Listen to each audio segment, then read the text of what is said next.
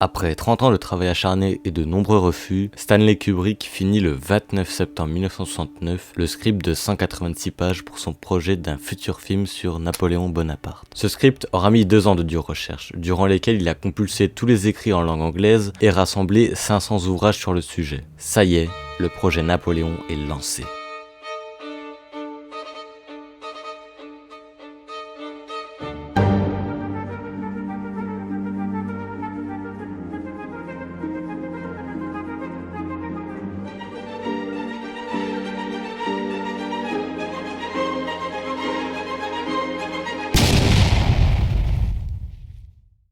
Kubrick étant un grand maniaque du détail biographique, celui-ci va jusqu'à lire les bulletins météorologiques de l'empereur français. Il ira même jusqu'à observer les clous qui servaient à ferrer les chevaux sur le front russe. Il étudiera également les habitudes alimentaires du souverain, donc autant vous dire que le monsieur était fort impliqué dans son projet. Il était prêt à tout pour récolter n'importe quelle information vis-à-vis de l'époque napoléonienne. Par la suite, il réunit des archives inédites. Costumes, personnages, scènes de la vie courante, mobilier. À cette période, le réalisateur veut absolument reconstituer les journées des contemporains de l'homme d'État, de son frère Lucien, de sa mère Laetitia, mais aussi de ses ennemis ou ses généraux. Kubrick organise le tournage de manière très minutieuse, tout comme l'empereur organise ses batailles. Le réalisateur souhaitait plonger le spectateur dans le XVIIIe siècle. Pour lui, ce film se devait d'être le meilleur dans sa catégorie.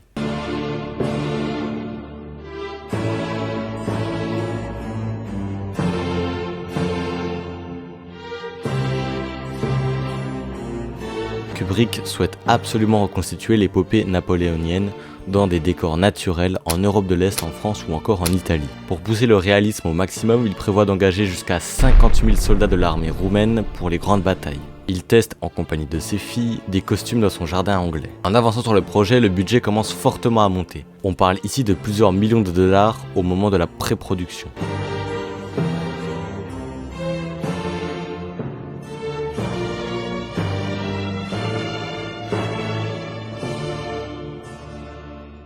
Plusieurs acteurs étaient pressentis pour incarner l'empereur français. David Hemmings, Oscar Werner ou encore Ian Holm. Pour la première épouse de Napoléon, Joséphine, Audrey Hepburn était vue comme la seule et unique Joséphine selon le réalisateur. Malheureusement, l'actrice souhaitait à cette époque stopper sa carrière. Elle déclina l'offre. Pour maîtriser le budget du film, le réalisateur pensait déclasser certains acteurs de son casting. Je ne peux pas le croire. Qu'il s'agisse de Jack Nicholson dans Shining, de Ryan O'Neal pour Barry Lyndon ou de Tom Cruise et Nicole Kidman avec Eyes Wide Shut, il attachait une importance considérable aux acteurs, à leur pouvoir en tant que stars, comme à leur qualité de comédien, dira Michel Simon.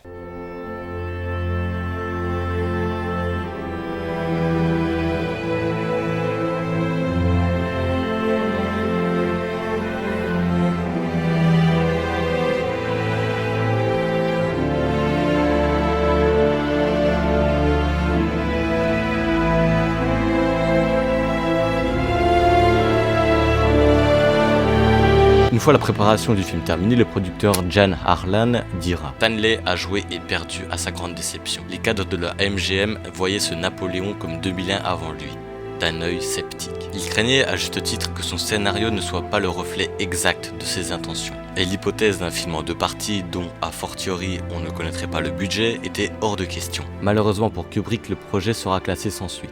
En 1970, explique-t-il, la sortie de Waterloo produit par Dino De Laurentiis vient faire de l'ombre au succès potentiel de Napoléon, qui devait être tourné la même année. À cette période, on arrête de produire certains gros spectacles, généralement avec entr'actes, qui ne font plus de recettes. C'est ainsi que le projet fut définitivement annulé.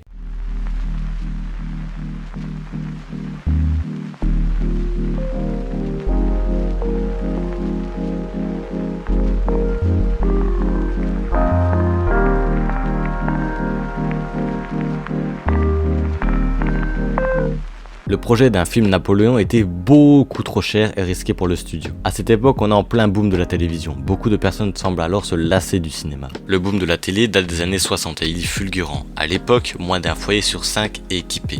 10 ans plus tard, les 3/4 ont un poste de télévision, selon un article de Centre d'observation de la société. Pour contrer cela, les studios décident de produire de gros films, histoire d'attirer le public. Avec des films comme Cléopâtre en 1963 ou encore Spartacus en 1960 réalisé par Stanley Kubrick lui-même. Cependant, on arrivait à un moment où les studios ont arrêté ce genre de procédé, ont laissé place à une certaine liberté vis-à-vis des réalisateurs. Je pense que Kubrick a vu trop cette fois, surtout qu'il est tombé dans une mauvaise période d'Hollywood. Certaines idées de ce projet furent utilisées dans son film Barry Lyndon sorti en 1975 comme l'organisation militaire et la précision d'horloger. Voilà, cette vidéo est à présent terminée, n'hésitez pas à partager, à liker, mais surtout le plus important, à vous abonner et à activer la cloche. Allez, salut à tous, c'était Wax.